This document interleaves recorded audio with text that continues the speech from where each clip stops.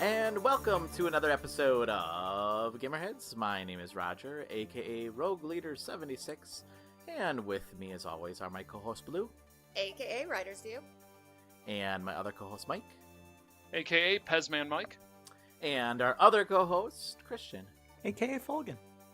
Welcome to yeah. The only person that didn't say yeah was Christian. Yeah. There Thank we you. go. That's all I wanted. Yeah, now I can clip that and put that in anytime that you're not on the show, Christian. anytime Christian levels up. Yep, that's right. Yeah.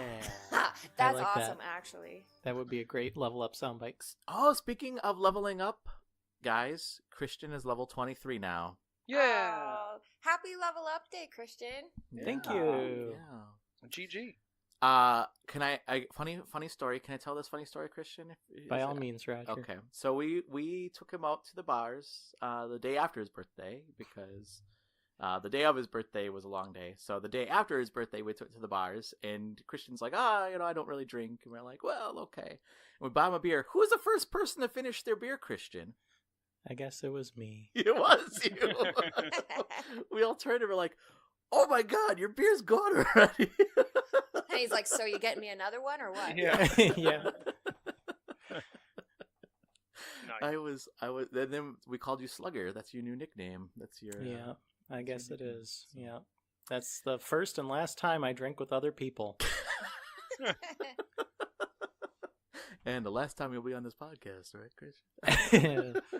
We'll see, Roger. Play your cards right. But happy birthday, Christian. Thank you. Yeah, happy birthday. So we have a big show for you. We have a couple of reviews. We have Sinner Sacrifice for Redemption. We'll be reviewing that. Christian played that, so he'll review that for us. We also have the Lost Light of Sisu. Is that pronounced that right, Sisu? Yeah, that's good. That works for me. Okay. All right, We'll go with that. That's what it's going to be called on our podcast from here on out. Maybe not. Maybe we'll change it when we get to the actual review. But at this point, it's Sisu. So Mike played that, and we'll be reviewing that. We do have some news, obviously. And then our hot topic this week has to deal with rumors around a PlayStation 5 being backwards compatible with other PlayStations. And our question is backwards compatibility really necessary? So, before we get into all that, though, we do have an icebreaker. And the icebreaker this week is, what has been the biggest surprise for you in 2019 so far? Mike, Can you I? seemed... Yeah. You were jumping at the bit before we even started recording. Oh, yeah. You were going, yeah. Jumping right in there. And so for me, and I hope it's the same for everybody else, but for me, it is and currently is Tetris 99. Oh. Okay, yeah. That was like, that came out of nowhere, just like completely out of left field, and it just grabbed me from the very beginning. So I've been playing it, I've been streaming it, I've been yelling at it, I've been cursing it, I've been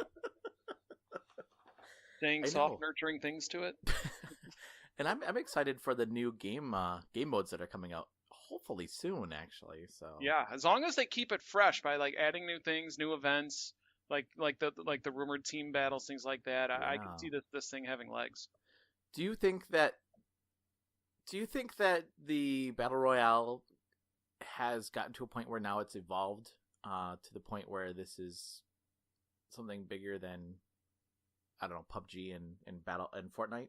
I definitely think it's no longer a fad. I could be wrong on that, but I think like they've gotten to a point where they're doing things to keep it fresh. They're doing things to keep it going strong.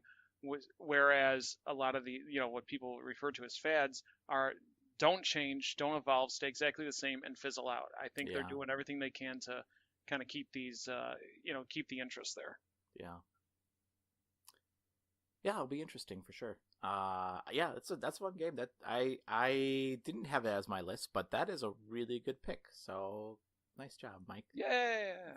You know what I think Tetris 99 needs? What's that? It's like a vengeance option, because at the top and it asks you how you want to target your trash. Yes. But I think what they should do is track your relationship with other players across everybody who plays Tetris 99. Ooh. And if there's somebody on there who just keeps screwing you over, you should have the option to identify them and punish them. Wow. And actually jump into matches that they're in and that's cool. Mm-hmm. That would be cool. Yeah, call them out like old Wild West style. Like, I'm going to meet you at noon. Yeah. I mean, that is kind of one thing that it is kind of weird because, I mean, it's kind of cool, but kind of weird in the same way that you don't know there's no identifier of, oh no, there is. They do have their username. Never mind. But it's only while you're playing. Yeah, only in the list when you finish. Yeah, true. Because you don't really know who takes you out until the end, right? I mean, so I think they show up as a separate color when the person that takes you out. I think, but that would be fun. That would be interesting. Yeah, I mean, I don't know. I wonder if it's Nintendo protecting us again that we can't do things. Well, I like mean, that. probably. It's a new mode. Nintendo's just going to go all out. It's the person that defeats you, it actually pops up their home address and everything. That's the paid version of the game. Yeah, that's a microtransaction. You could buy that person's information. Yeah, exactly. Oh, fun. Blue, what is your biggest surprise so far of 2019? I know you guys will be shocked to hear this, but it was the announcement of Silksong. Yeah. Mm-hmm. I expected that Hollow Knight would maybe get a few more DLCs and then just kind of be done. I expected that Team Cherry would go on to other things because they certainly have the talent to do so. And then we got a full-blown sequel announced, and I never saw it coming, and I'm pumped. Yeah, that's crazy. And what did they say when they're planning to release this game? They didn't. They didn't yet. Okay. But yeah, that's really exciting. That is a big surprise. That was not expected at all. So cool. What about you, Christian? If I had to pick one, it would be less interesting. I'm still waiting for there to be an indie game that comes out that really blows my socks off, which happens like every year. Like Iconoclast and Celeste last year were not at all on my radar, but when they came out, I enjoyed them a lot. I'm still waiting for there to be an indie game that does that for me this year, but the best thing that I've seen this year is how fantastic Resident Evil 2 is. Because it was, out there. I didn't necessarily have very much excitement for it. I don't have a lot of, capital in Resident Evil hype and not a lot of nostalgia wrapped up in it. But playing Resident Evil 2 just blew my socks off. I mean, that game's incredible. It's going to be hard to beat come December time. Wow.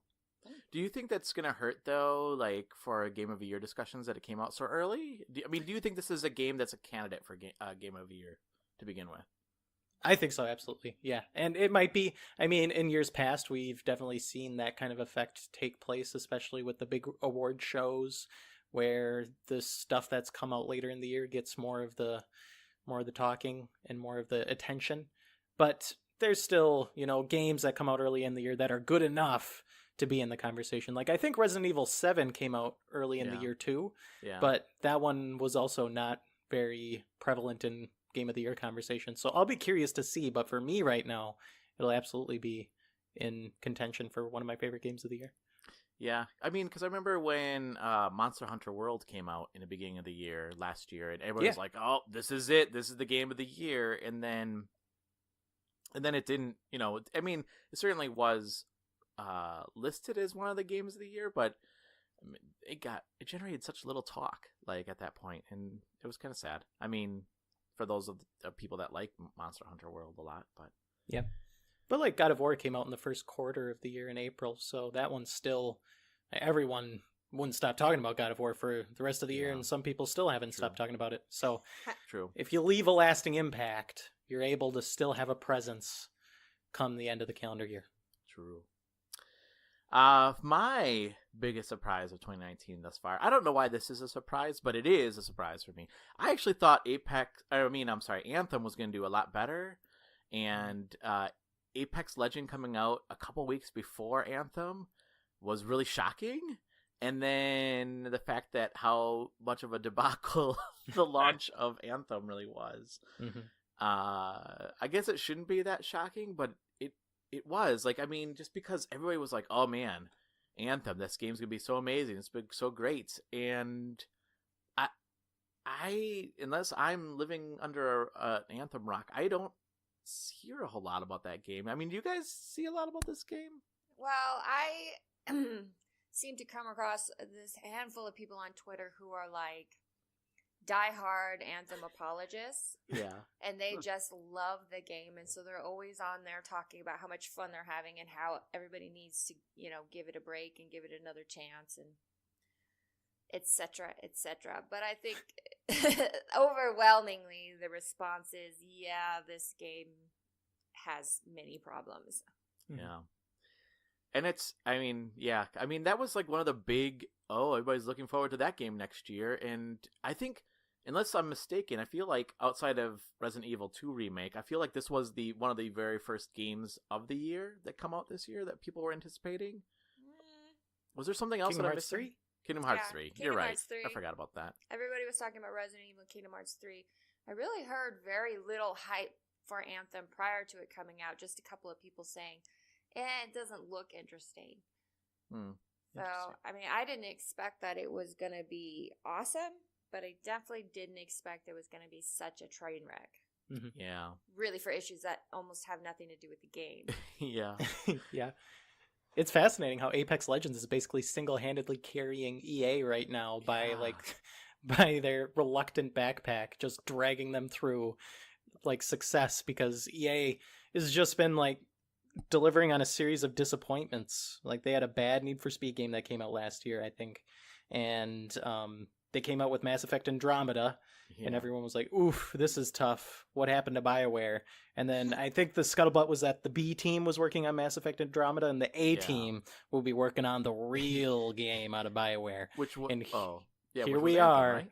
Yep, here we are. Anthem came out, the real game from the BioWare A team, and it kind of fizzled into existence. Yeah. Yep. You know what we should do, because our friend Just Valcav is one of those Anthem apologists. Yeah, I was thinking the same thing. So yes. we should have him write like a in defense of Anthem awesome. article for the site. That would be interesting. Yeah. I'll reach out to him and see if he's willing to do that, because when you said there are people on Twitter that really love this game, that was the first person that's the first person you thought of. Yeah. Yeah. No, it'd be interesting to hear both sides, because obviously we've heard a lot of the reviewers. One of them, our good friend Robert from Pushsquare, coming out and saying, no, Anthem needed to be a lot better. And so it'd be interesting to hear the other side. Yeah. And this week, I mean, granted, it got updated, but they did have an emergency server fix apparently yesterday, I think, actually. They switched out the hamsters. Yeah, exactly. Running on the balls. Yeah, exactly. But I mean, so this episode will air on Sunday, so that was Friday. I think they had the emergency server switch or server takedown and fix it or whatever they were doing. But it's back up and running now. So, I don't know. And the other thing I will say, like, because you guys mentioned Kingdom Hearts, just one thing that I will mention about that, like, to me, I think the shocking thing with Kingdom Hearts is how quickly the hype came, and there's not a lot of talk about it. In fact, if you go to...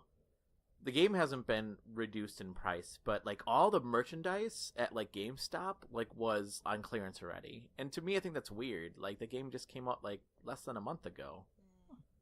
I've got a bunch of cloth posters if anybody wants one. My GameStop was like, hey, we don't need these. Do you want some? I'm like, I know people who like Kingdom Hearts. So That's I got awesome. like three of those posters with Woody and stuff on them. So, let me know if you want one. Well, I don't know what Christian thinks, but I think that, like, when it comes to Kingdom Hearts, there are the diehards, and then there's, like, the people who don't care, and there's very few people in between. Yeah. So once the diehards got there good and early and bought their merchandise and got their games and then beat them the same week it came out, and then, and then they're just, nobody wants to talk about spoilers, or at least they know they shouldn't, so it's difficult to discuss the game too much. And and then everybody else who was just kind of on the fence or didn't care, it's like, they didn't pay attention in the first place. So Yeah. I think it's an odd phenomenon. Yeah, for sure. Yeah, I think that's probably really true, that the fact that there are so many, like the diehard fans, and really, I mean, Kingdom Hearts.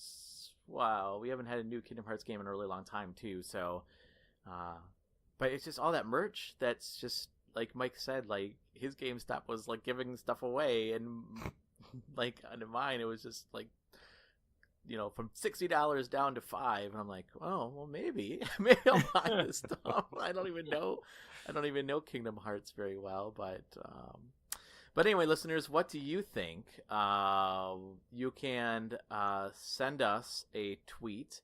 What do you think the biggest surprise of 2019 has been thus far for you? So, Christian, where can people tweet us? At GamerHeads PC on Twitter. That's right, and they can send us an email at info@gamerheadspodcast.com.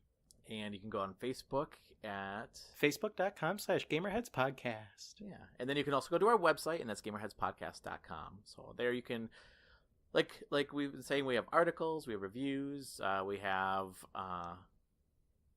a lot of different things. So so go to our website, become members on the website. We'd love to continue the conversation there.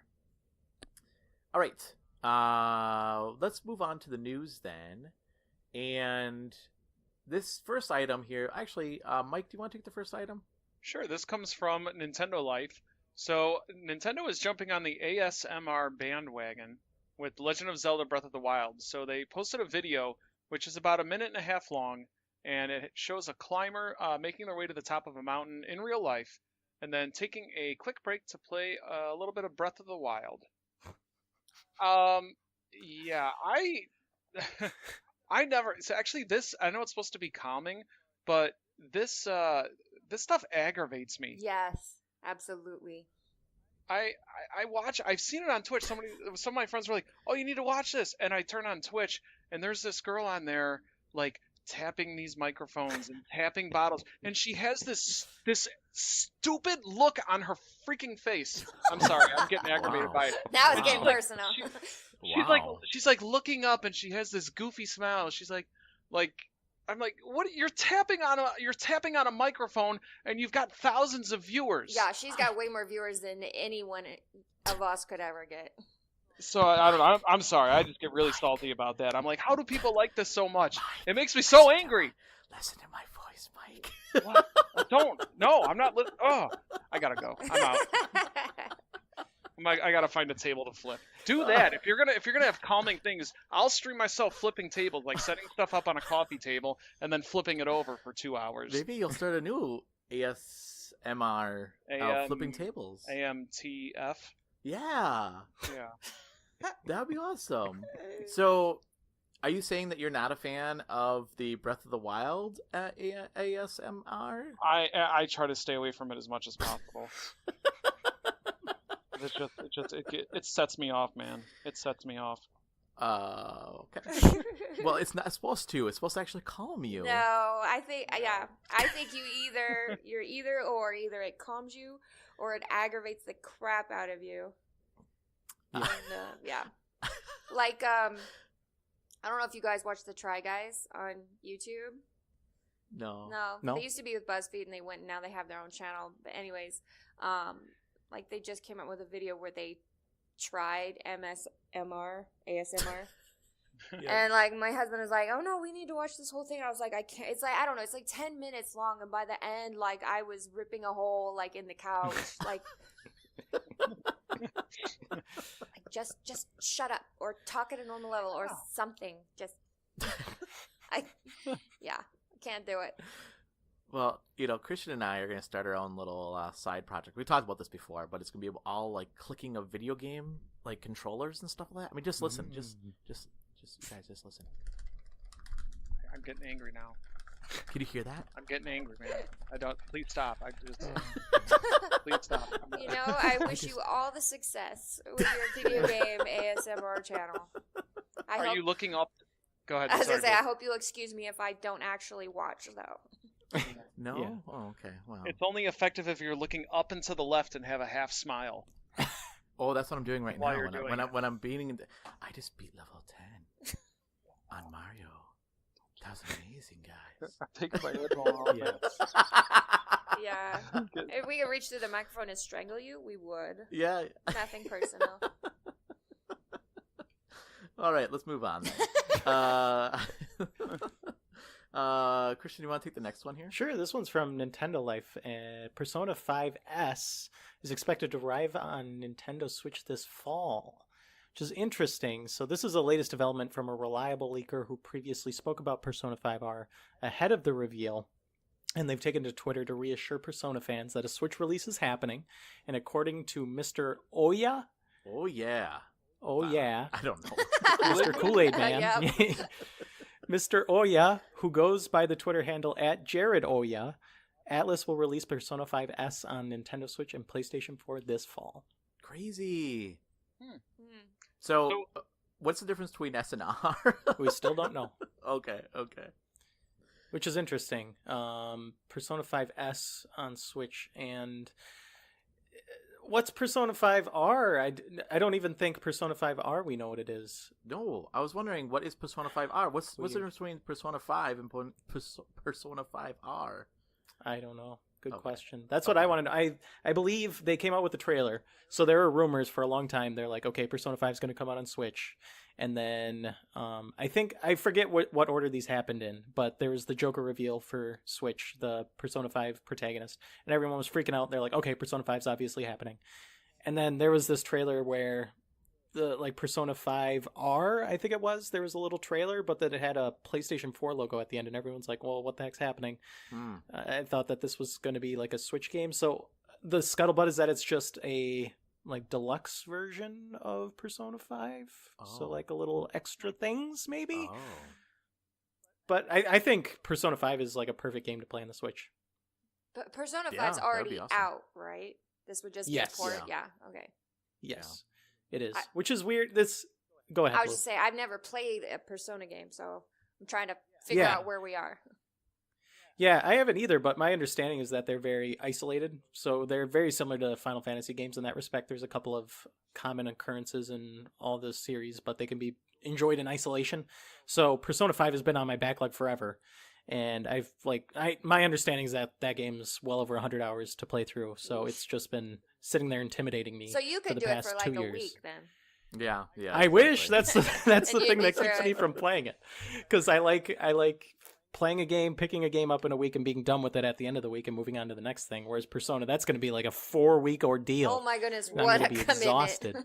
I know, it's going to be crazy. But the same phenomena happened to me with Pokemon Sun and Moon, because I got Pokemon Sun well after it came out. It was probably 5 or 6 months, and then they announced Pokemon Ultra Sun, and so I was halfway through Sun, and I'm like, well, now I'm just playing the inferior version, and then it deflated all of the kind of enthusiasm I had for continuing playing through that game. So now I don't know what I should do with Persona 5. Should I actually play it, or should I wait for this port? I don't know. Yeah. Well, I also have Persona 5 on my backlog. I played a little bit of it. It was okay. I mean, I liked it. I mean, I didn't get to play enough of it. And it's on my PlayStation 3 because I got it really cheap because Walmart was selling it on clearance 3 or 4 months after it released for $20 or something like that. And I was like, what the heck? But so I picked it up and I played a little bit of it, and I never got a chance to play more of it. But yeah, that game. I mean, I might double dip when it comes out on the Switch, if it comes out on the Switch. So cool. Blue, do you want to take the next one? Sure. From IGN, and actually everybody, Yeah, exactly. but we got it from IGN. There was a new Pokemon Direct this week. Hey. And they announced a new game, Pokemon Sword and Shield. Yeah. So, did you guys watch the Direct or any of the trailers at all or anything? Yes. Yep. No.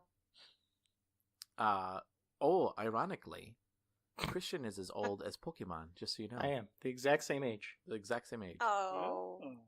Yep, they both were birthed the same day.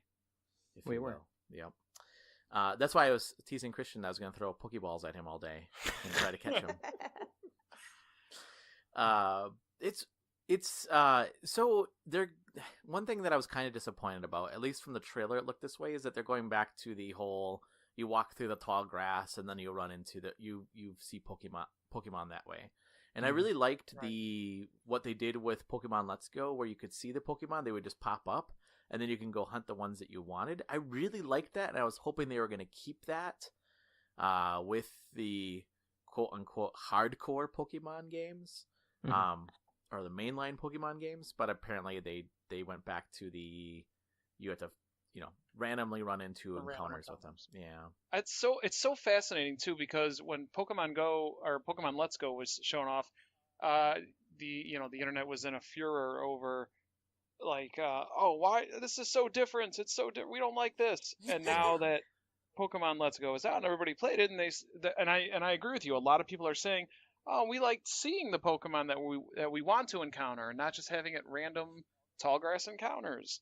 I'm kind of with you on that. I really enjoyed seeing which ones, especially when my son and I were shiny hunting. Yeah, that's fun, isn't it? Yeah.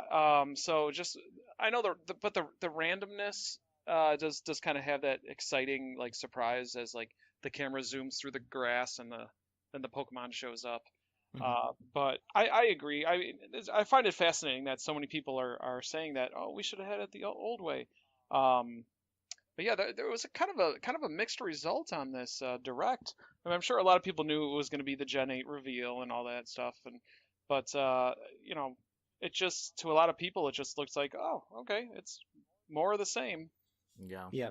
I think a lot of people, there's a vocal minority that were hoping that with this Pokemon transition, it's going to be the first mainline gen game that's going to be on like quote unquote home console that you can also take with you on the go. So a lot of people were hoping that they would take that opportunity, that little break in between there, in order to like refine the formula or redo the formula, figure out a new way to play a Pokemon game. But it seems like Sword and Shield are just kind of another typical gen refresh, which makes sense. It's what Game Freak has been doing for 23 years, and it's if it's not broke, don't fix it.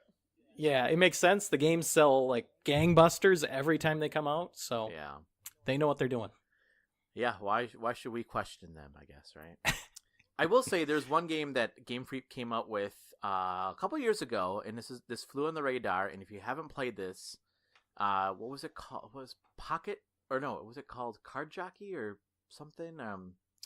So you play solitaire, and it was but it was but it was like horse racing. It was really weird, but it was really good. It was on the 3DS, and if you haven't picked that game up, you should really pick it up. I'll have to look it up. I'll have to look up what the game was, but it was like Pocket Jockey. Yeah, Pocket Jockey. I think that's what it was called. But it was. I didn't realize it was Game Freak when I first picked it up. I'm like, but then they You mean the funny part is you picked up solitaire horse racing just on its own merits? Yes, I did. Oh, that's funny. But it was they made all these Pokemon like jokes with the game, and I thought to myself, wait a minute, what is this? And then I realized it was Game Freak. I was like, oh yeah, Pocket Card Jockey, that's what it was called.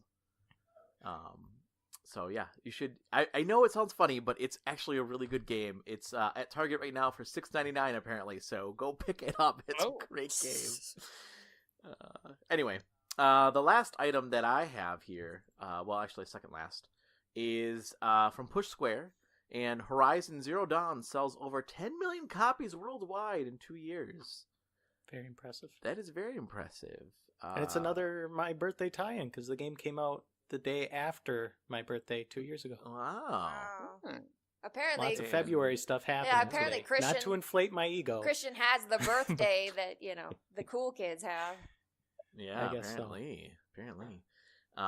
So yeah, I mean, that game is great. I don't know, Christian, have you played that game? Yeah, it's one of my platinum trophies. Okay, of course it is. Figured. Yeah. I'm gonna go against this and say I did not enjoy it. What? Yeah. Mike. What? You blasphemer. I ended up rage quitting the game, and what? yeah, and I think part of it was probably due to my own mistake, but in Horizon Zero Dawn, there's those sections that are kind of like dungeons almost, where you travel underground, and So I had unlocked one of them, and I defeated the boss. And then I was, doing a lot of exploring. And then I found another one, and I made my way all the way to the bottom. And I was fighting the other boss, which was like a giant T-Rex or something. And this thing was absolutely destroying me. And every single time I hit it, you could barely even see its health bar move. Oh man. And I consider myself a pretty capable gamer. I know the moves, I know the traps, I know the different things that Aloy can do. But it's just every single time, like, I would try to get away and then try to get my shot ready, it would come rushing at me and then swing its tail. It's just, I must have tried at least 12 times and not even got like 10% of its health off. Oh, dang. And I don't know if maybe I got to a point in the game where I shouldn't have been there at that time and I just stumbled upon it. But I was like, all right, you know what, this is getting too aggravating. Blue, have you played the game? No, not yet. I own it, and I just haven't played it yet. Yeah, I mean, I guess I haven't experienced that, Mike, but I didn't run into that big T-Rex either. So I will admit I didn't beat the game yet, but I enjoyed what I've played so far, and but this game, I took my time and I go and do all the side missions, and I'm going really slowly through the game, and I go hunting. I mean, I spent, when I played this game, I was spending so much time just hunting all the different things and just enjoying the atmosphere, I guess. I don't know. I've probably been playing it wrong. That's how I play Spider-Man 2, actually. So I probably play games incorrectly, but There's no such thing. Well, maybe there isn't, but maybe there is. But yeah, no, I think you should give it another shot, Mike. I think you should try it again because, I don't know. It's to me, I think just the surrounding and everything was just so beautifully done. It just felt good. It was so easy. The mechanics I thought were really good. So, Mike, give it another shot. I'll tell you what. I'll put it on my list. Okay. After I'm done with Red Dead, and after I'm done with Spider-Man, and after I'm done with God of War. Okay. So like and 4 after years I'm from done, now. yeah. Yeah. The other thing I was going to mention, this also is from Pushsquare. They turned 10 years old. Wow. GG. Yeah. Now I'm waiting for congratulations Christian to our say they have his birthday. Yeah, exactly. It was around your birthday.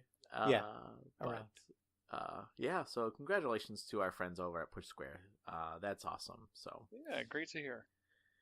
anything else? You guys have anything else?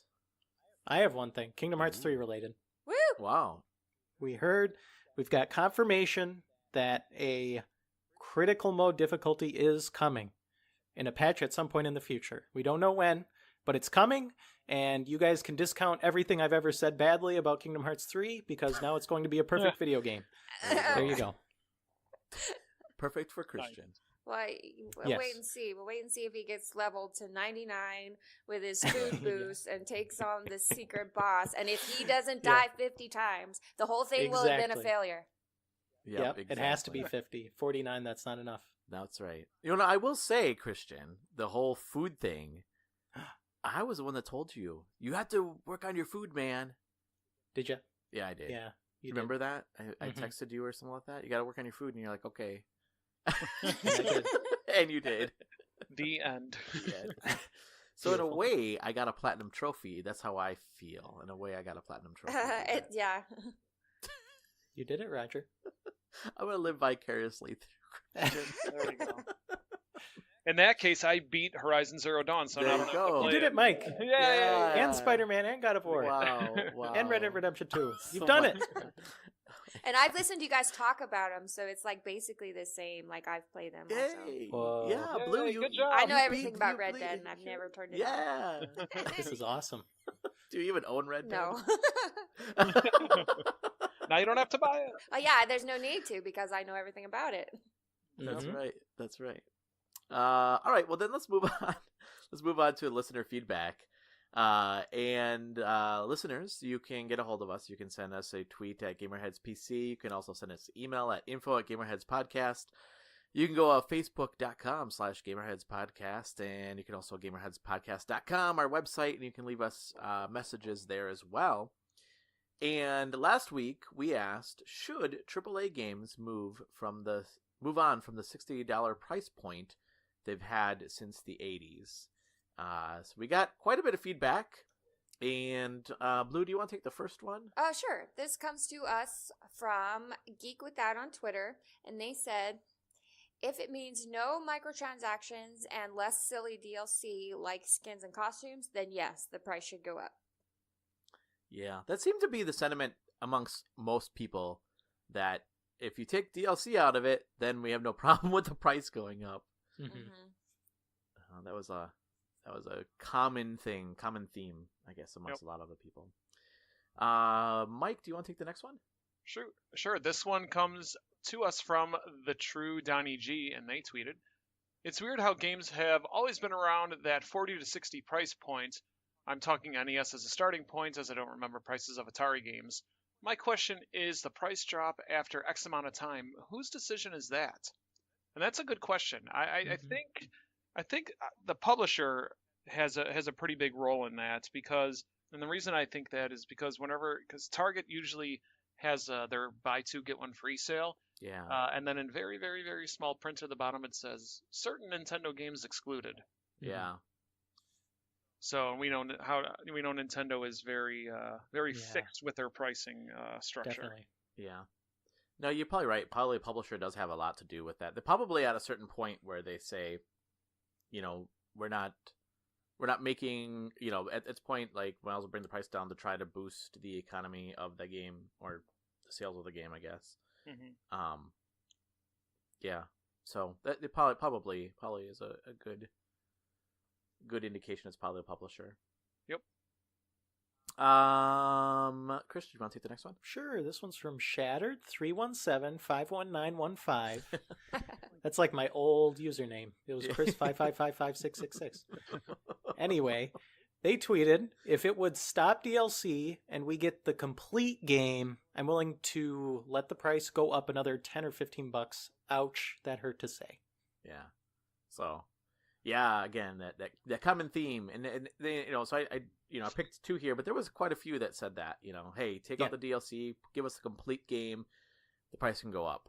What if this is all just one big plan for them to bring the price of games up? They get They're it playing so the that long con? That's right, exactly.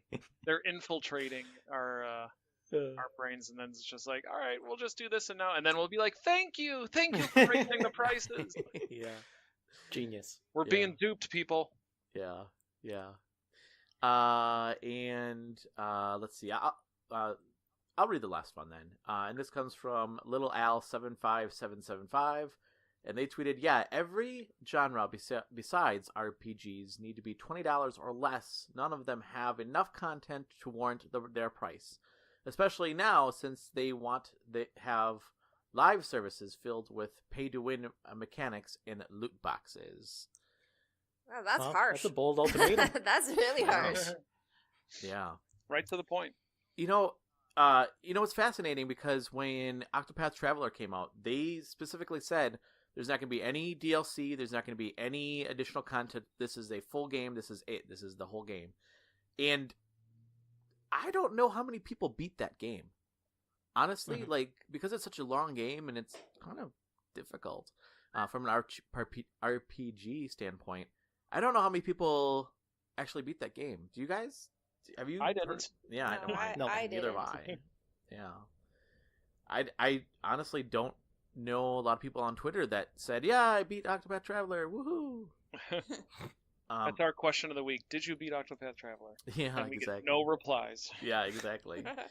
But I think that's one thing that game studios really struggle with, is putting in so much content that gamers are not even getting to. Except for Christian. I wish. You should have Christian's own seal of approval for certain games. Just like stamp it on there that has enough content.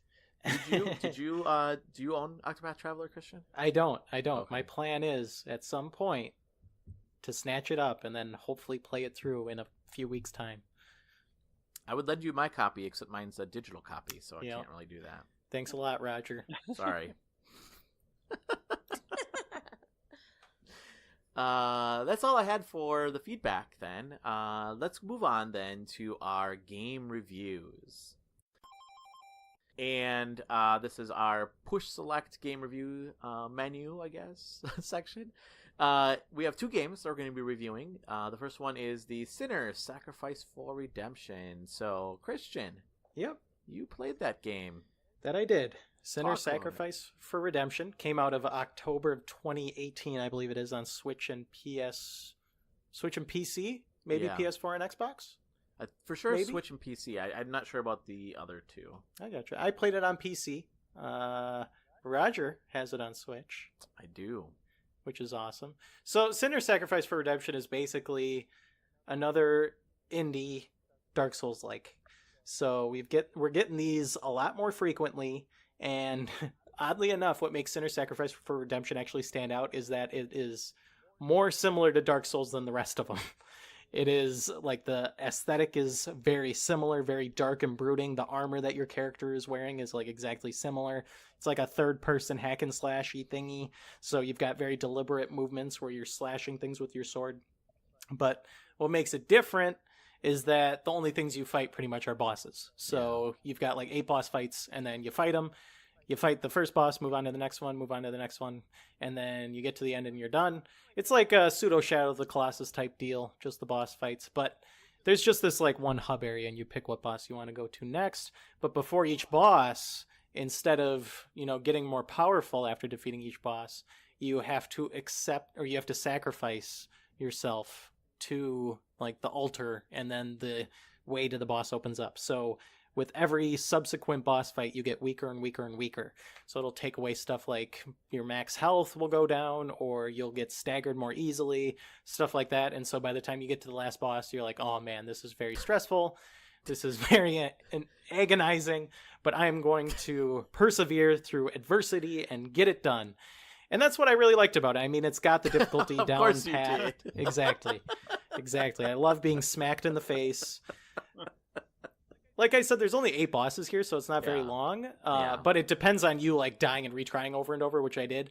And because of that, it like stretched out to like 12, 15 hours, which is pretty sizable for this just little indie Dark Souls thing that's under $20, which is a great price for anyone who kind of wants to get into the formula a little bit. Just, play a little Dark Souls game that isn't as inaccessible as something like Dark Souls. Yeah. Yeah, so I say this is not. I appreciate the game. This is not my cup of tea, though. Anybody that listens to the podcast knows that like everybody loves Bloodborne. I couldn't get into that game. This game. I mean, I think you're right. Like it's a hard game. So Yeah. Yeah. The interesting thing about it, what makes it different from Dark Souls other than the boss rush part of it, is that there's no levels. So you can't level up, I should say. Yeah. So you're just going through this gauntlet, progressively getting weaker. Whereas the typical Dark Souls power curve is you get better equipment, and equipment doesn't exist in Sinner, and you level up and increase your stats, which isn't a thing in Sinner. So in Dark Souls, the power curve is you getting like more and more powerful and kind of sticking it to all these giant monsters. And here you're just like scrapping to survive once it gets to the end. Yeah, I think that's cool. That's a cool like twist on the game, right? That Yeah. It in a way it kind of allows you to like learn the game and like become good at the game right away in the beginning, but then as it goes on, it becomes more and more difficult. Like that's a unique way of making the difficulty harder, I guess. Yeah, it is. So your review is on the site. Mm-hmm. And what did you give the final score? I gave it a B-. I was pretty pleasantly surprised with it, especially at the $20 price point. It isn't too expensive if you want to try out a little Dark Souls thing, or I actually ended up enjoying it a lot more than I anticipated, even though it's basically just a Dark Souls boss rush. Nice. Cool. Thank you, Christian. And then quite the opposite, right, Mike? Oh, I just got that. We have we have the Lost Light of Sisu. Yes, yeah. So the Lost Light of Sisu, it just came out on the 27th, and it's available on the Nintendo Switch as well as Steam. And whereas Sinner Sacrifice is a test in stress management, this game is more like a solution to stress management. It's basically it is a 2D puzzle platformer. Kind of like along the lines of like a Super Meat Boy or a Celeste, but really like a light version of that. Yeah, because I don't know about you guys, but I always find Super Meat Boy to be relaxing. Yeah, no kidding. Yeah. Yeah. So it takes the essential concepts of those, but like takes out all the parts that make it like intense and frustrating, and just kind of just gives you a relaxing experience, which I don't see a whole lot of those, and it's was really like a breath of fresh air to play. I actually ended up playing it a lot right before bedtime as just a way to just kind of get me ready just to go right to sleep, and with the headphones on and just hearing the ambient sounds and everything of the background. It was very, very chilling. You know what else really relaxes you and gives you the background noise? I don't say it. Don't you say it. It's probably only a matter of time before somebody makes a game of it. Yeah. Yes. You're probably right. Oh, Blue, that's a great idea. Oh, guys, we're going to become rich. I will sabotage every Mike, effort one thing to do that I will say so I didn't play this game, but one thing that I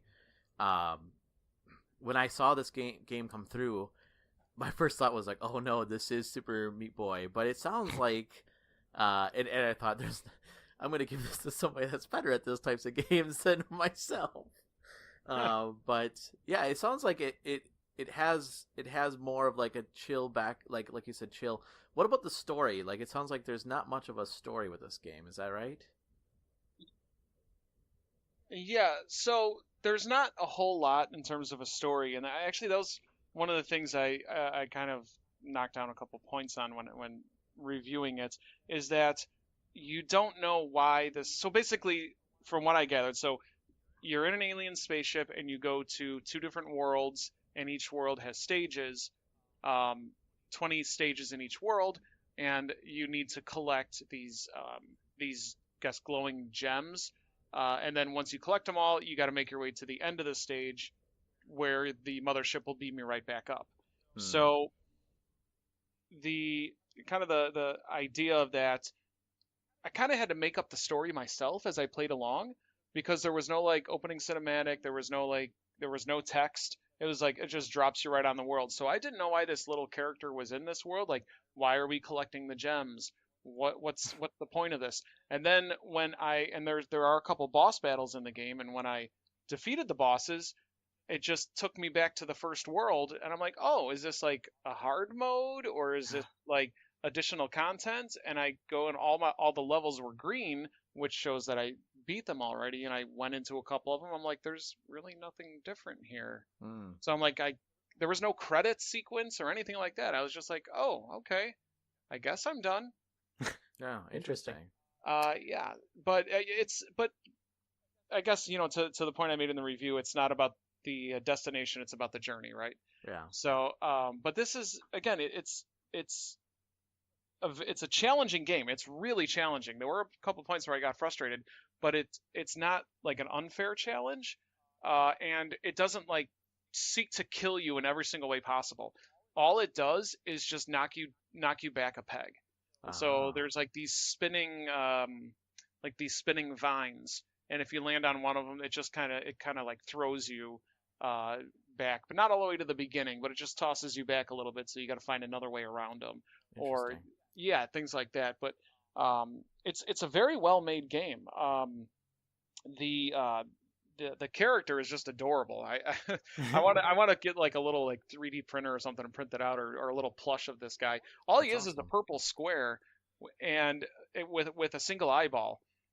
But when he runs, it's the animation is just adorable. He has just these two little legs, and it's just the sound effect, this little like the pitter patter that he makes when he runs. It's just so funny. And then when you collect a gem, you get a power up that helps you navigate the level. So there's one that makes you run faster. So it's like it's really funny. It's really cute. Again, the sounds of each world, like there's two worlds. One is a forest, and one is like an ice world. The forest is just incredible with all the sounds that's going on in the background. The lighting is phenomenal. There's some levels that are almost completely pitch black, and the more gems you collect, the brighter your character glows. But the shadows and just the way that it bounces, the light bounces off everything is very, very well made. Nice. One of the other downsides about the game is that, unfortunately, it is a pretty short game. There's 2 worlds. Each world has 20 levels, and there's 3 boss battles. You could probably finish the game in just a couple sittings. And I was left wanting more. I guess that's a good thing that you're left wanting more, but I felt there could have been a lot more to it. I'm hoping that the game is supported and there's going to be additional levels to download, because this is definitely a game worth looking into if you're looking for a game that's just a relaxing yet challenging game, but that's nothing that's going to drive you crazy. Are there any like secrets or optional unlockables or collectibles or anything like that? The only thing that it has is there is one hidden gem in each level that you need to do some pretty intense navigating to find. But you don't really get anything, so you don't really get anything from collecting all of them. And to that point, there's really no way to tell if you collected one. So you'd pretty much have to write it down, or to know if you collected them all. Old school pen and paper. Yeah, that's right, exactly.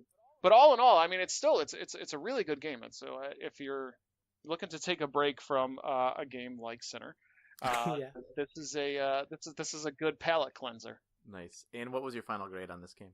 Final grade was a B. Nice. And both of those games you can find on our site at GamerHeadsPodcast.com. All right, so let's go into games that we're currently playing. And Blue, why don't you start us off, since Mike and Christian hogged a whole good 10-15 minutes. Yeah. They're sick of us. Yeah. Okay. I actually played games this week. Wow, I know, yay! The whole crisis with my dog has passed, and so now I can get back to games. Did it literally pass? Uh-oh. No, it didn't literally pass, but... No, I mean the towel, not your dog. Oh. That would have been really dark. I meant No, remember, they had to slice her basically in half and go in and get it, so... Jeez.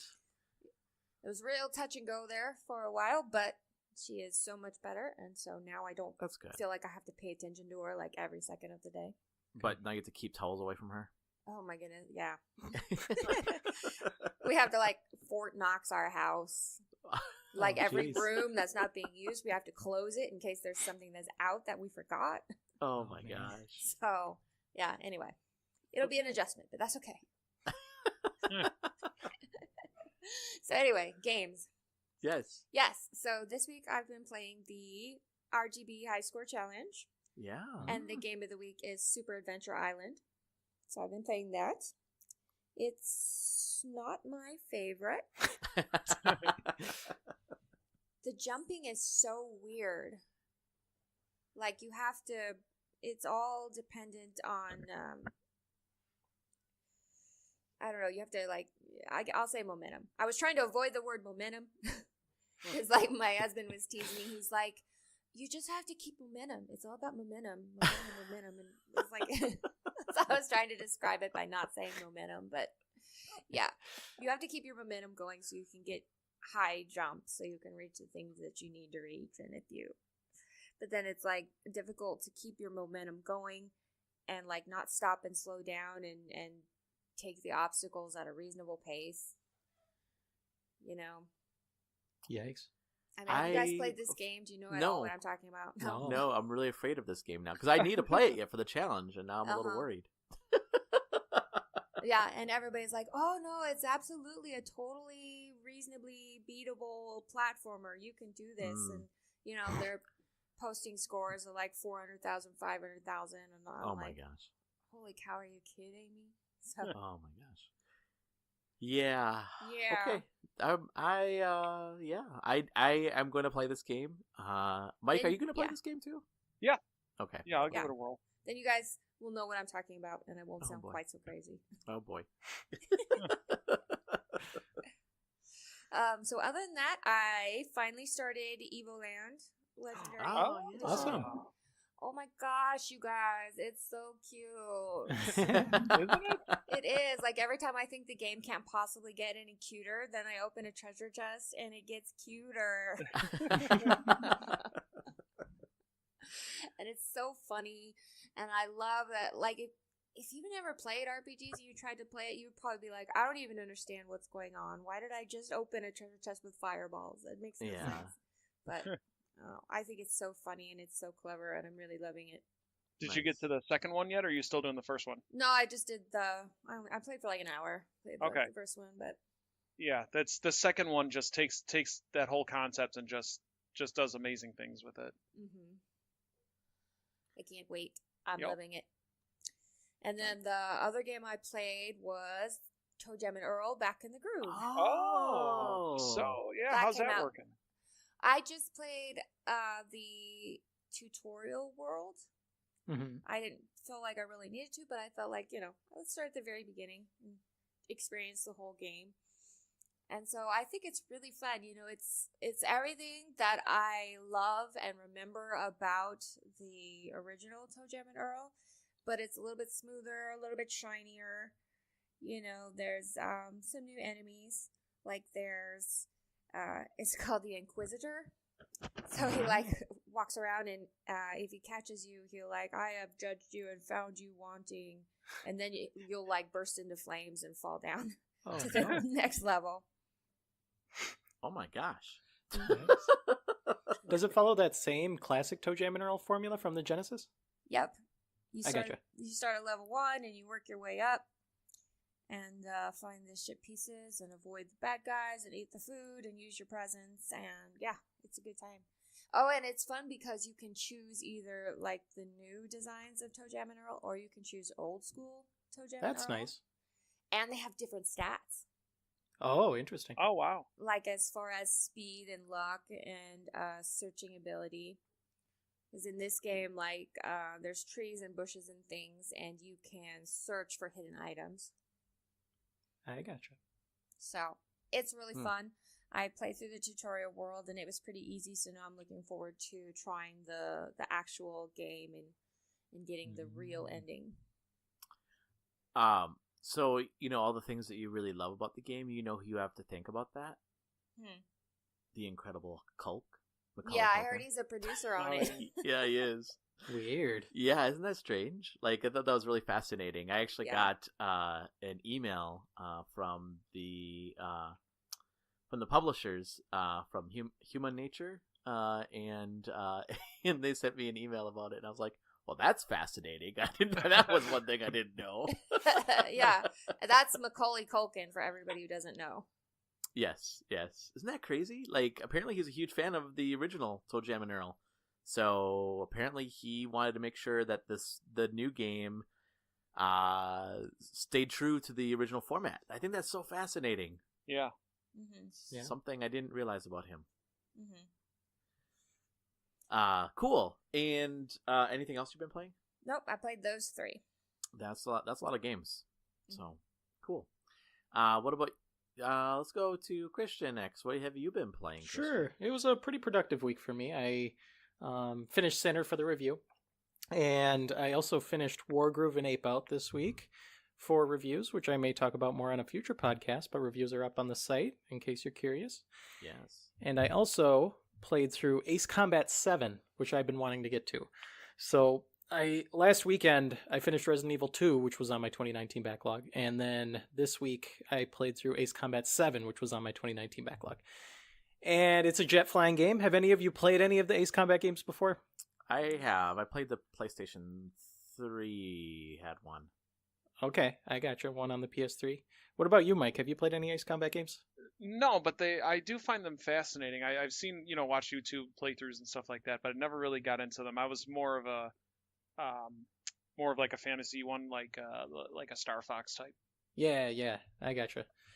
Yeah, so this is my first Ace Combat game. I've always been aware of the franchise, but I've never actually played a game as far as that franchise is concerned. So Ace Combat 7 is my first one, and I wanted to get to it because there's a friend of mine who really likes Ace Combat and just like anything that has jets in it in general. So I knew that he would be playing this and he would want to talk about it, so I figured I'd play through it too.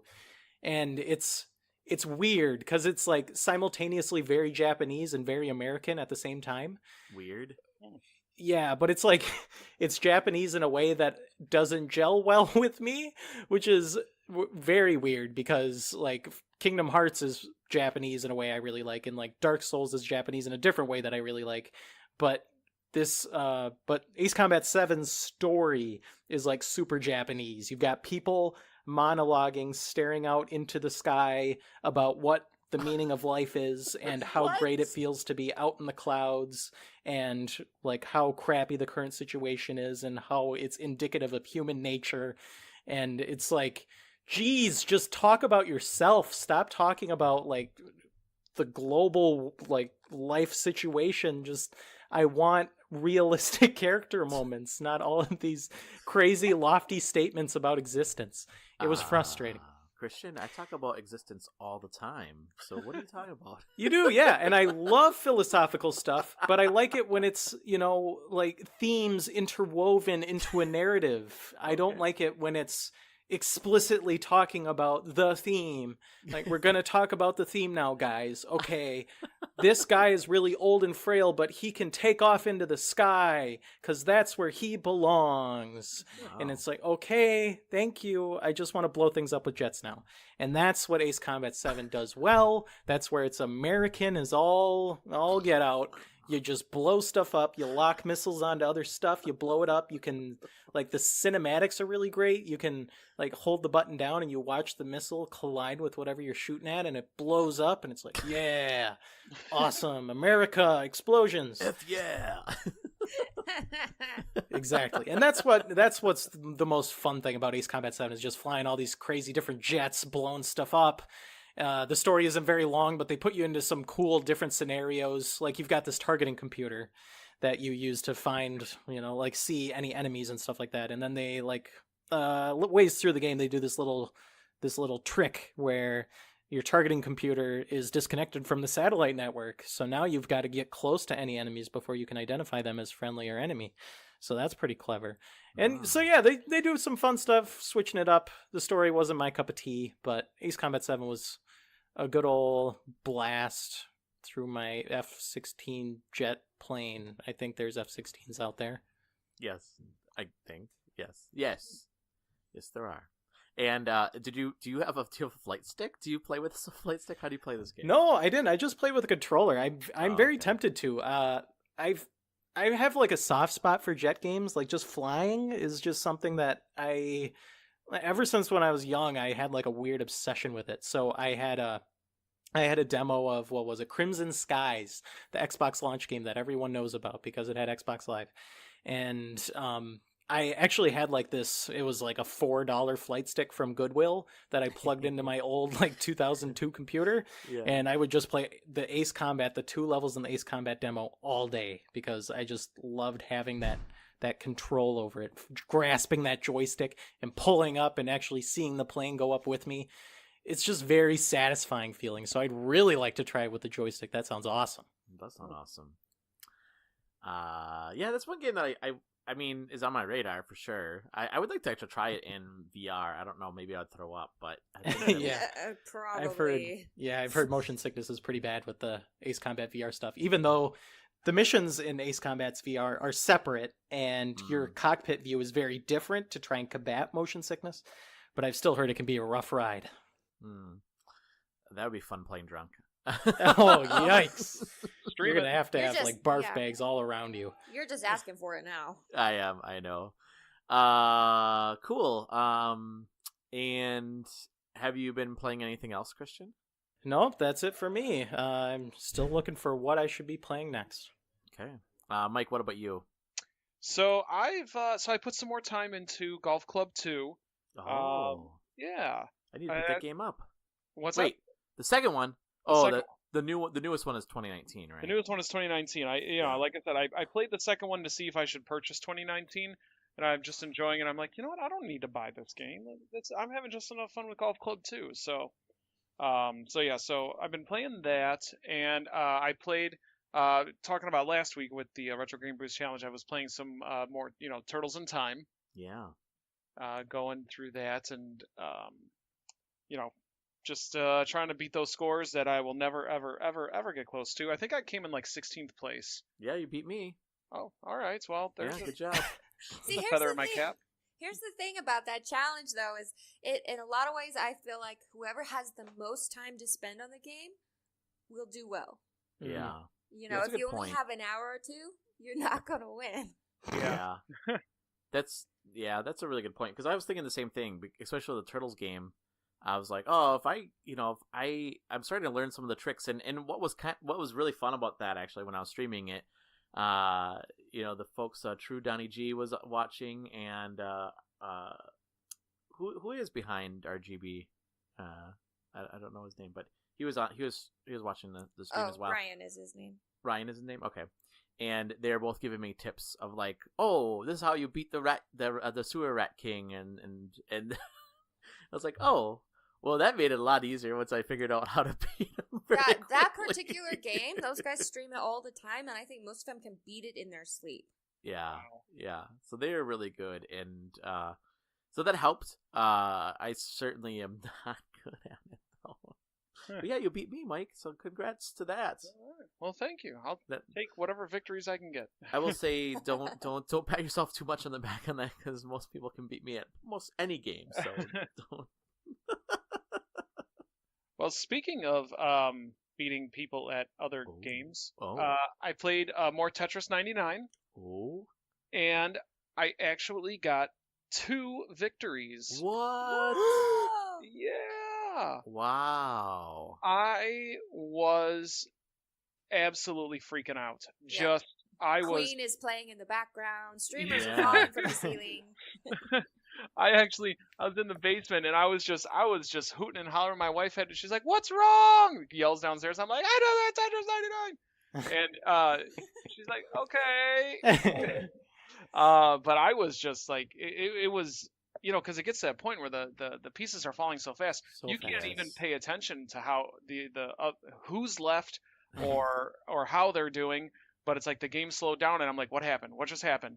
And then it did the whole fanfare and everything, and I honestly, the last time I felt this like exhilarated playing like a game online was when we were doing Capture the Flag in Halo 2, or Return to Castle Wolfenstein, which also came out with Xbox Live. Wow. It was just like, it was an awesome feeling, because I played Fortnite and I was terrible at it, and Yeah. I played H1Z1 and I was terrible at it. Yeah. But playing Tetris 99, and it was great. It felt so cool getting that win. And then since then I came into second place twice, and I got third a couple times. But yeah, it's Nice. yeah. I was streaming it last night, and I got second place while streaming. I was wow. Yeah. That's Mike, awesome. Oh, was I that have the a Battle question. Royale? I'm sorry. No, go ahead, Roger. No, I was just gonna ask. Was that with the Battle Royale that Sherry was mentioning? No, the Battle Royale, and you should watch the VOD. It was something new I tried. So I actually played WWF No Mercy for the Nintendo 64. Yeah. And I created the characters from the controller throwers, as well as Roger. I created you. What? And I won, right? Well, I'll get to that in a moment. Okay. And I had individual matches with the characters that were created, and it was all, because you have an option to create a match, or to play or to watch. So I had the AI was controlling all the characters. I had no input, but I streamed it, and I kind of acted like like Jerry Lawler or Jim Ross or something, just commentating it as it was happening. Yeah. So actually, so I had you versus me, and sure. it was And a I good won, it of was a good course. match, and you ended up winning. Oh, of So, course. This yeah. is realistic. Yeah. Yeah. But it was pretty fun, we had a good time. But yeah, that was my battle royale. So that's something I'm thinking I want to do probably like once a month, like come up with like storylines or something like that, where Fun. and just and stream, just have the computer controlled wrestlers that are modeled after all of us, just like Wow. go at it. Wow, that'd be interesting. Yeah. I didn't mean to cut you off, Christian. What were you going to ask? No, that's okay, Mike. I understand that you're one of the few. You've joined the pantheon of people who have won Tetris 99 more than once. And so my question for you is, do you know how to T-spin? Yeah, he asked me this too, and I said I have no idea what you're talking about. Yeah. T-spin's overrated. I have no idea. I don't even know what that is. Is that like... It's is this that weird one of the thing things in Resident Evil 2? Like, is that... I wish. It's a high-level technique for Tetris play where you, like... I have no idea how to explain it, but it's where you can, like, fit a block through, like, a small space that it's not supposed to by rotating it a bunch of times. And I know this technique exists, and I feel like I am just Tetrisly inept because I am unable to wrap my head around how these T-spins work, but it makes me feel significantly better to know that normies like me should be able to win, and I'm just not good enough yet.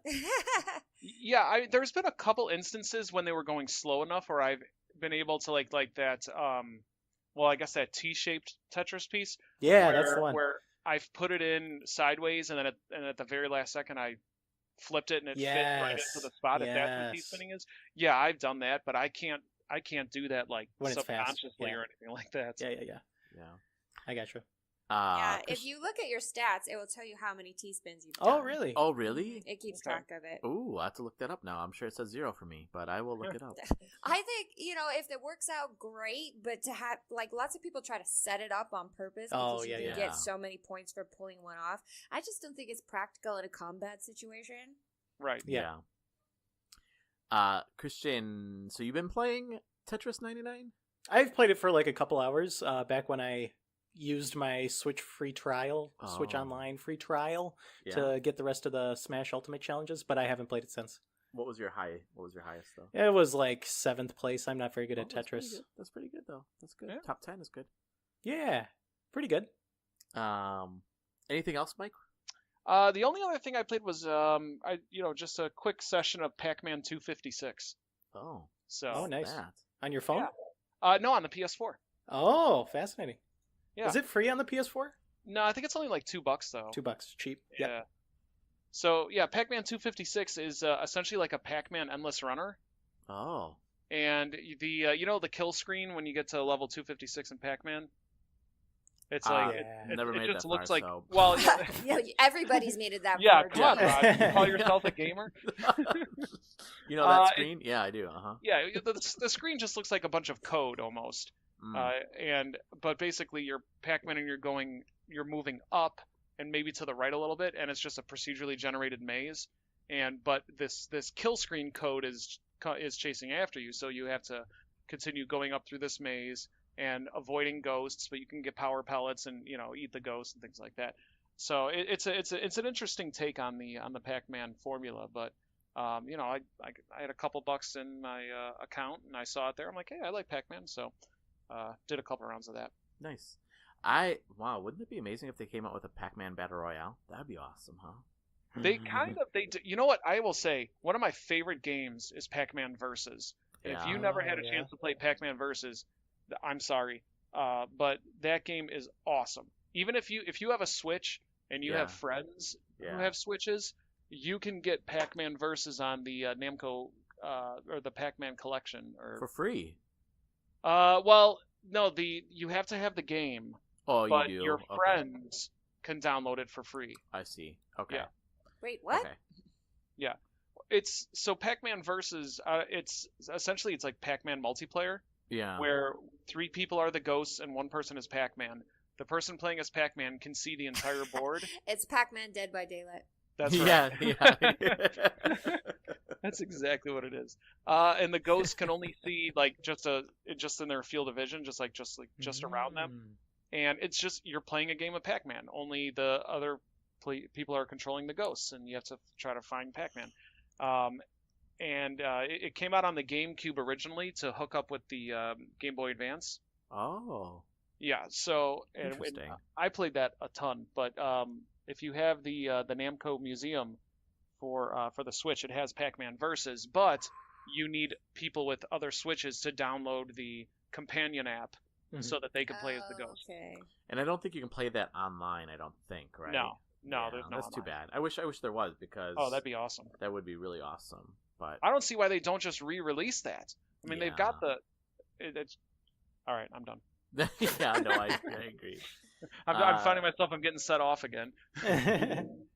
Anything else? Have you been playing anything else, Mike? Nope, that's all of it. For myself, there's one game that I've been playing that I can't talk about right now. So I'll just say yes. There are games that I'm playing that I can't talk about, but there is one game that I streamed this morning as part of the Saturday morning series, which you can catch every Saturday morning, 7:30, around 7:30, 8 o'clock Central Time, and that was Riddled Corpses, and that game is a twin stick shooter game. And you're shooting zombies. So I will say, Blue, it is a really hard game. I'm not gonna lie, but it's actually fun because what I love about the game is that you get to level up your character. So through the story mode, like, you earn gold, and then you can level up your character, or you can unlock new characters that have special abilities through the gold. So there are some elements. I don't want to say it's like a deep RPG, because that's the only thing you can really do is upgrade your weapons or buy new characters. But it's cool. It's a cool concept. So that adds a little twist to the whole RPG. So I mean to the twin stick shooter. I think, Mike, you said that it kind of looked like Smash TV. Yeah, it reminded me of Smash TV. It was really like that whole where you're just people coming in after waves and waves and waves, and you're just avoiding and shooting. It really looked like that, which really piqued my interest. Now I'm going to have to look into it. Yeah, so that came out on the Switch on the 2nd, which at the time of recording this today, by the time you hear this, it would have been yesterday, depending on when you download this. But so that is out on the Switch. And then the other game that I have been playing was Hell Warders, and that's on the PS4. So that is a tower defense game. And you have waves of enemies coming at you, and you can pick 3 different characters. One's like a tank that he just goes with swords and slices and dices people, and then you have like a ranged character, and then I think there's a wizard character as well. And then you set up, as the game progresses, you get like points that you can buy new things that. Like defenses, thank you. That's the word I was looking for. New things that you can buy. Thingy things. Those things. But yeah, new defenses. So you can buy pikemen, or you can buy archers, you can buy wizards and such, and then they can defend your crystal from the onslaught of all these different monsters coming through. So both of those reviews for both of those games should be coming out shortly. So, I do want to play that game, Mike. I do want to play that game with you online, though, because I want to test the online capabilities with that game. So we'll try that as part of the review. So yeah, that's basically what I've been playing. I haven't played as much Stardew Valley as I wanted to. That didn't happen this week. No, but who's giving what's-her-name's mother alcohol? I know. You gotta keep that Pam inebriated, man. Yeah, boy. She did say to me yesterday, I did play last night a little bit, and she did say to me yesterday, she's like, "What's a young man like you talking to an old woman like me?" And I'm like, "Lady, I'm just here to get you drunk." You're being honest. Okay, remind me why you're getting her drunk, though, because I know Mike did it out of revenge. Yeah, I did mine. I did it out of spite. Why are you doing it? Out of revenge. Like, Penny, I mean, I'm not even going after Penny. Like, she hurt Mike's feelings, and she crushed Mike's heart. She'll do the same to you. Yeah, I know. Roger's like, "This is for Mike," and she's like, "Who?" Yeah, exactly. What are you talking about? Who are you? So that's the reason I've been getting her drunk, and so I haven't played much of that game recently, but I want to get back into that. But the Riddled Corpses have really taken a hold of me. That game is really fun. So I'll have a review on our website, and then I'll do more of a review on a future episode. Than what I did here is just talking about it. But you know what I wish more than anything is that digital games had a one-time transfer. Yeah, I agree with that. Yeah. So that I could go, you know what? This Black Sea Odyssey is just beyond me. And here, Roger, you like twin sticks. You review it. Just a one-time transfer. Yeah. That's all I would need. Yeah, agreed. That would be awesome. And to that point, the Wii used to do gifting. I love the gifting option. Why don't? Oh my gosh! Why don't these other systems allow gifting? I know. If the Switch allowed gifting, you guys, you'd be getting a lot of gifts. I know. I loved gifting. I used to gift my parents games all the time on the Wii. I don't think that they ever played any of them, but I'm like, here's pinball. You loved pinball when I was a kid, and my dad's like, yeah, I don't play games now. I'm like, what? Yeah, I wish that was the case. All right, so that's for the games that we're currently playing. We're gonna take a break here, and then when we come back, we'll get into our hot topic. So stay tuned.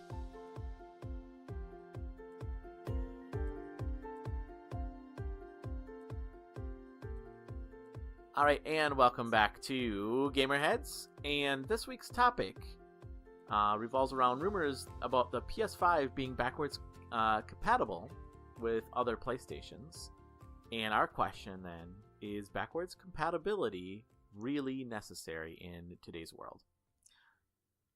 Necessary is an odd word. Mike, this is your hot topic, you defend it.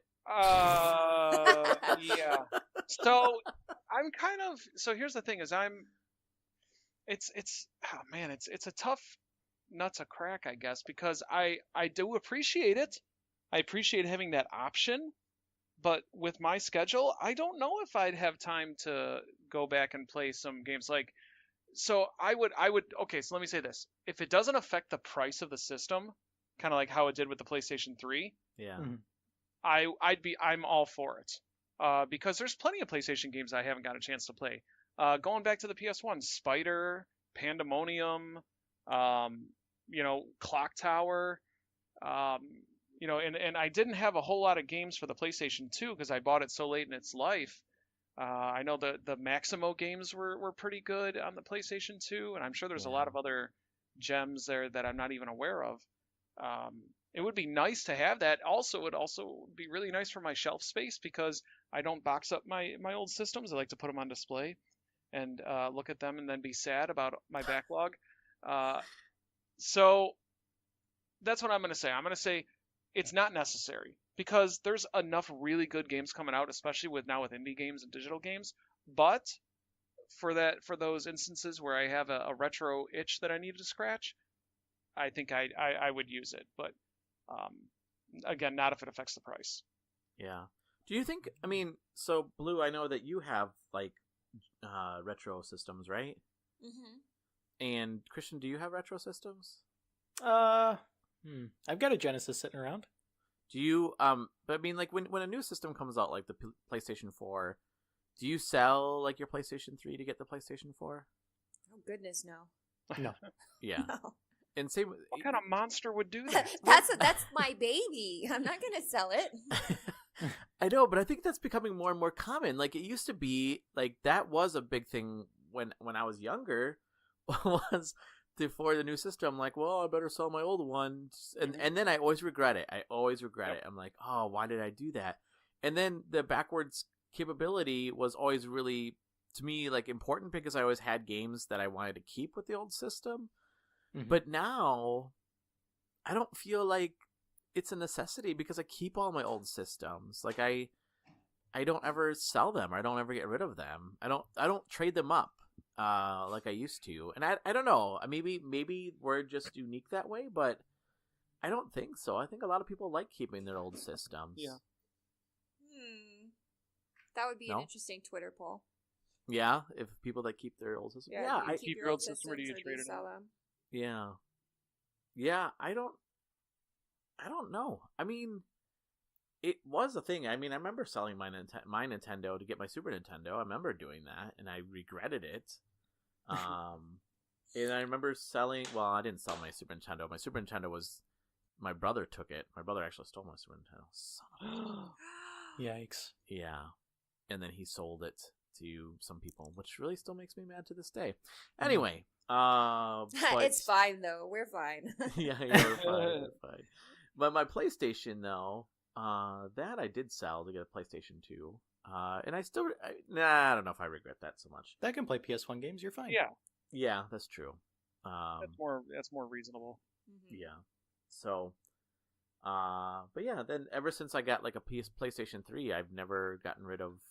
I gave away my PlayStation 2 as a gift to somebody because they wanted one really bad, so I thought I would give it to them. But yeah, my PlayStation 3 like ever since I had that, I never like my Wii. I still have my Wii. I still have my Switch. I mean, my Wii can play GameCube games. Well, so it's kind of weird because yeah, there's some aspects where it's like, well, I guess I don't need this old system anymore. I can play my old games. So yeah. The person you gave your PlayStation 2, was that story you told about the Christmas party? No, that was my Xbox 360. Oh, okay. How many systems are you giving away? Got any extras, man? You got an Atari laying around? I wish I had an Atari. I'm actually kind of tempted to pick up a Atari 2600, but then I'm like, but I'll probably just be disappointed in the games. But then it is weird because like I keep my. I think that's the reason I got rid of my Xbox 360 because I don't play it anymore, and I keep thinking I'm like, oh, I don't need backwards compatibility, but then the Xbox does have backwards compatibility with a lot of the games, and I'm like, what do I need my Xbox 360 for? So that's what I gave away as a Christmas gift. Yeah. Well, I mean, here's the thing about backwards compatibility. Do you need it? No, probably not. But it's so nice to have the option because you just never know what'll happen. Yeah. You know, right. your PlayStation 3 might break. And then what? Are you Yeah. really going to buy a new one? Or would you it'd be just so much more convenient to be able to keep playing your PS3 games on the PS4? Yeah. Yes. I agree with that. I think the backwards compatibility is a huge convenience, especially for me in specific instances that I care about. So like my Wii U is my Wii U machine and my Wii machine because I can play any Wii game and it outputs in HDMI, which is clarity that you can't get out of a regular Wii without a like display mod or something like that. So my Wii U is my Wii machine, and my Wii is my GameCube machine because it's just there, ready, small, and my GameCube that I had as a child has since gone to the wayside. So I really like having, being able to do that because I use my Wii to play GameCube games for the most part, which is something that I never like initially anticipated when getting my Wii, but now it's given my Wii significantly more value as a gaming system. Yes. Value and longevity. Yeah, there you go. I think the one thing that I will say though about the backwards compatibility in a way that Xbox is kind of going, well, I guess not too much because they do allow some of physical discs to be played on the Xbox One, but PlayStation 4 for sure, the PlayStation 3 is that you have to buy the games digitally or buy their play service. What is their play service called? What is their PlayStation Now? PlayStation Now. Yeah, and Xbox does have that too. But I mean, that's the part I think that, and Nintendo is notorious for doing this too. That's the part that I think that bothers me is the whole you have to double dip for those games that were now they're electronic. They are not, they're backwards compatible. They're electronic, but they're not physical. We can't allow you to play physical copies of the game, but you can certainly play like the digital version of the game. Yeah, you already own it. That's too bad though. Yeah, exactly. Like the Wii, when, all those games that you bought on the Wii, and the Wii U came out, and then they opened the eShop, and it's like, you have to rebuy them again. It's like, wait, what? That doesn't seem right. Yeah. Unless you go through the Wii emulator, right? Isn't that right, Christian? I don't know. I don't want a Wii U. Yeah, I'm just talking about disc games, yeah. Disc games will play on the Wii U just fine. But that's probably the real question is, does this whole trend towards doing remakes and ports mean that backwards compatibility is just going to go by the wayside. Yeah. Oh yeah. And I think that's a really good point and a good question because I mean, look at Nintendo. I mean, you know, we all like rolled our eyes when they're like Donkey Kong Tropical Freeze is going to be, you know, $60 and we're like, "Oh, who's going to buy that?" And it sold like hotcakes. I bought it. Yeah. And so I mean, it's your fault. Yeah, exactly. My bad, you guys. But I think that's really fascinating. That's a good question. Like now that they're coming out with all these remakes, and they're selling like hog. I mean, even Resident Evil 2. Granted, like I would, some would argue that's like a whole new game, and it is a whole new game. Same with the remakes too, for the most part. Mm-hmm. I don't know. I mean, or even remasters for that matter, right? Like when they came out with Shadow of the Colossus, the remastered version of that 3 times, right? Like at least twice, one for the PS3 and then once for the PS4, and people still buy it. I don't know. It's weird.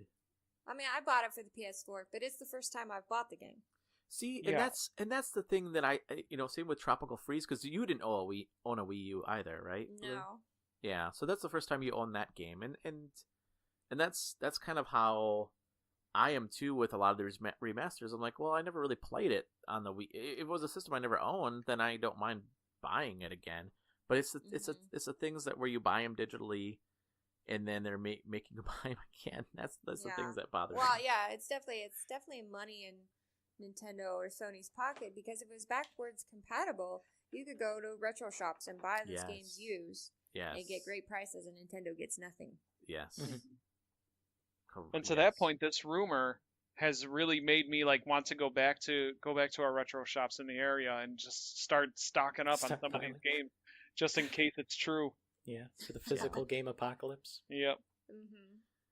Yeah, I mean, and then it's interesting when they come out with like the retro systems. Like Nintendo did a good job, right, with their NES Classic and their Super NES Classic, and then you had the PlayStation Classic, and that flopped terribly. Mm-hmm. It didn't have to be that way, though. You don't think so? I mean, what do you think they did wrong, though, in that regards? I think they were tone deaf in choosing their titles. Yeah. Mm-hmm. And, it was a poor emulator too. Yeah. Yeah. And I think that they didn't put the proper time and attention into making it. They just kind of did, this will be easy, and we'll just throw it together and sell it for $100. What could go wrong? Well, and that's a good question, even with the backwards compatibility, right? Like, so, like, I don't know, like, is it better that we would have remastered games and a remake of games versus having a game that doesn't, you're used to now this new standard of your system, and then you play a game that's an older game, you're like, this isn't as good. I don't know. Yeah. Well, that's to that point, I wonder if it's, let's say the rumor is true. I would like to see something, and I don't know what that is, some kind of enhancements, like with Nintendo's service, you can play those NES games online. I would like to see something along the lines where, yes, you're offering backwards compatibility, but here's a little something extra, and whatever that is, I have no idea, but a little something extra to make this worthwhile. Yeah. I feel that Xbox has done a great job of that, and they've kind of blown the doors out of what backwards compatibility can be by allowing the power of their new, next-gen console to enhance the visuals and experience of an Xbox 360 game. Like Red Dead Redemption backwards compatibility made me consider getting an Xbox One way more than any other Microsoft exclusive did, just because that is, right now, the Xbox One X and S are the best way to play Red Dead Redemption, because it increases the resolution significantly and the game looks way better as a result. And it kind of lifts that game up by its bootstraps and makes it hold up significantly better in a modern lens.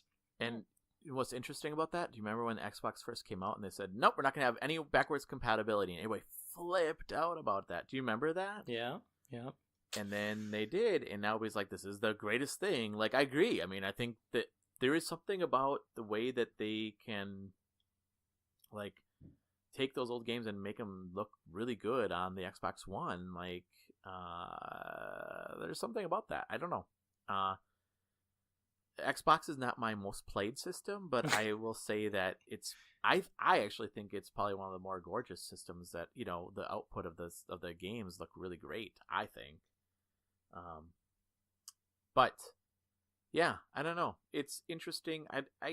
I personally feel the same. I think what you guys have been saying is that if it's cost, if there's going to be a higher cost to that, then I don't care about backwards compatibility. If it's not going to add any more costs, then fine. Let's then add it. I would probably pay extra for backwards compatibility. You would? Yeah. I mean, within reason, but well, and Christian, you mentioned how the Wii has GameCube backwards compatibility, but that was the first gen of the Wii. The later Wiis didn't have that, and the price didn't go down. Yeah, that's weird. Unfortunate. Any final thoughts on this topic? I hope it's true. Yeah. I do. I really do. I hope that being able to play some of those older games on just one system is definitely a good idea. So, and I was pretty excited at E3 when Microsoft announced OG Xbox games backwards compatible, specific ones with the Xbox One. So to that point, yeah, I really do. It makes it piques my interest. Cool. Well, listeners, what do you think? Is this important to you? Is backwards compatibility something that you feel is necessary in a new system? You can send us a tweet at GamerHeadsPC. You can email us at info@GamerHeadsPodcast. You can send us a message on Facebook at facebook.com/GamerHeadsPodcast, or you can go to our website at GamerHeadsPodcast.com as well. All right, before we head out, then, let's go around and tell people how they can get a hold of us. So, Christian, how can people reach out to you on the social medias? Yeah, you can reach me on Twitter at Christian Cubza. Otherwise, you can read my reviews on various sites like Pushsquare.com, NewGameNetwork.com, and GamerHeadsPodcast.com. Nice. And, Mike, how can people get a hold of you? You could find me on Twitter at TCThrowers. You could also find the Controller Throwers podcast right here on GamerHeadsPodcast.com. And also check me out on twitch.tv/TCThrowers. And Blue, how can people reach out to you? You can almost always find me on Twitter. My handle is at WritersView, and it's spelled with a Y, so WRY. And then I also have a website, which is writersview.com. Nice. And listeners, as I mentioned, you can reach out to us. Probably the best way to reach out to us is on Twitter, and that's at GamerHeadsPC. But you can also go to our website as well and leave us messages there, and you can become a member of our site where you can interact and build a community beyond the podcast, and that's at GamerHeadsPodcast.com. All right, Christian, thank you so much for joining us this week. The pleasure's all mine. And Mike, thank you again for joining us. Always fun. And Blue, thank you again for joining us. You're welcome. And listeners, thank you for, again, listening to our podcast. We really appreciate it. We would love to hear what you have to say about the podcast, and also just giving us a rating on iTunes will help our podcast grow. You can find the link below in the show notes. You can just click there, give us a rating, and that will help other people know about our show as well. All right, thanks again, and I don't know what should I say this time. Until next. What was it that you said last week? Drive safely or something? Drive safely, yeah. Drive safely. Something. Yeah, that's your new catchphrase. Drive safely. Don't go crazy, and live Make life. good choices. Make good choices. That's the word. Yes, make good Click choices. it or ticket. That's right. right. Click it or ticket. Make good choices. All right. Thanks, everybody. Have a nice week. So long. Bye.